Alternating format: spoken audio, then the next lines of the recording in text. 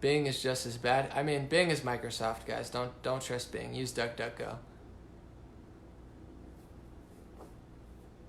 Trump tweets on the squad thoughts. Yeah, I was going to talk about that. I was going to leave it for another video, but I'll just talk about it now.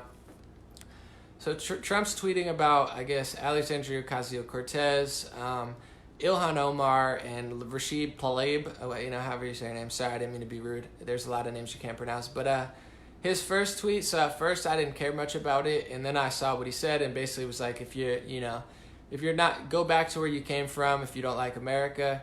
I have mixed feelings about it. First, I understand the backlash as far as like a lot of them are from the United States, although maybe their family.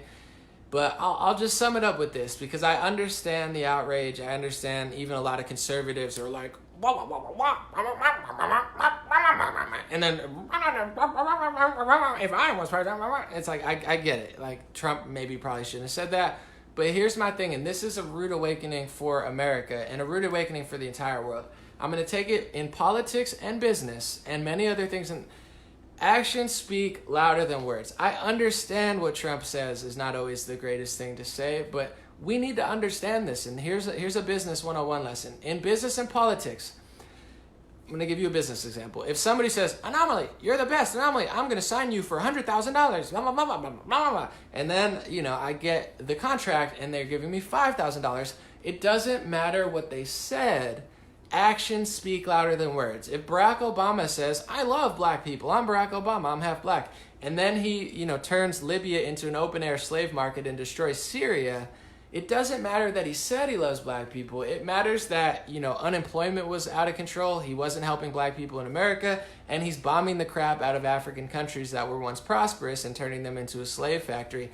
Actions speak louder than words. So I understand the conservative pundits who are like, if I was Donald Trump, I would have never said that. We get it, bro. You're not Donald Trump. You're so much better. You're so much cooler. You would do it different, even though you're never going to be president. I get it. I get that he probably shouldn't have said that. I understand that it's uncomfortable. But at the end of the day, we need to understand that actions speak louder than words. Stop following people's words.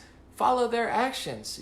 Follow, especially in business and politics, words don't matter at all. Actions matter in politics. Actions matter in business. And we need a rude awakening to really understand that. And I think Trump is the rude awakening. Yes, it hurts our feelings, but there used to be a time when you could say stuff. If somebody says Anomaly, go back to Puerto Rico or Poland or Italy, even if I didn't come from there, like I came from there generations ago, who cares? Like, grow up.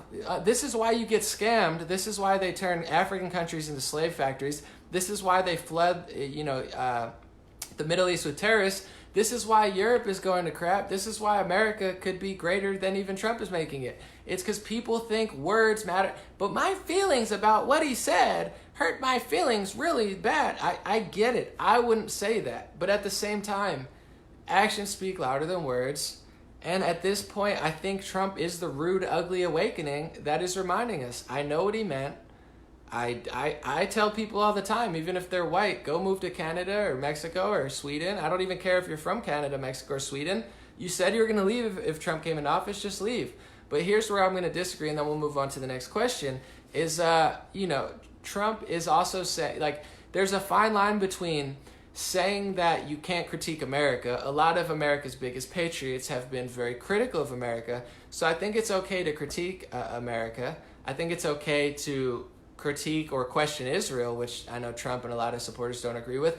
I think that's okay, but I think Alexandria Ocasio-Cortez and Ilhan Omar and these people, they're awful on all fronts. They're just like a virus of a political movement. However, I do like Trump. That's the one thing I disagree with conservatives for, and I'm gonna be consistent on this. Maybe some left-wingers will be happy now. I don't like how right-wingers call everything anti-Semitic, and Trump's like, they hate Israel, they hate America. I do think they hate America and hate Israel, but here's the thing. Ted Cruz and Ron DeSantis and Ben Shapiro and all these people will say, oh my God, shut them up for talking about. I think you're allowed to criticize them. I think you're allowed to say they go home. Actions speak louder than words. But at the same time, I'm tired of the right wing playing this whole snowflake game when it comes to, but Ilhan Omar said that AIPAC might have financial influence over America. They do have financial influence over America. Isn't it obvious? I mean, that's what they do. They give money and they talk and they make friends. And I think that's okay, but I don't like Alexandria Ocasio-Cortez much. I don't like Ilhan Omar much, but I think that right-wingers play along with that so much that they start exaggerating instead of pinpointing exactly what Ilhan Omar and AOC does, and it's going to bite you in the butt. Ben Garrison can go to the White House, famous Trump cartoonist. Why? Because they said he was anti-Semitic when he wasn't. Well, Ben Garrison 3 months ago called the New York Times anti-Semitic. So that's a little karma. You point out the finger.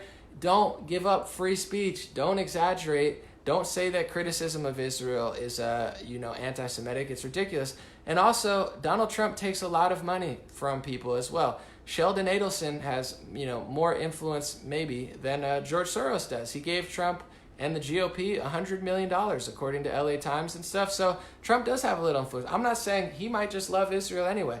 Point I'm getting to is I don't like Ilhan. I don't really like AOC. People are ridiculous for being so sensitive about Trump.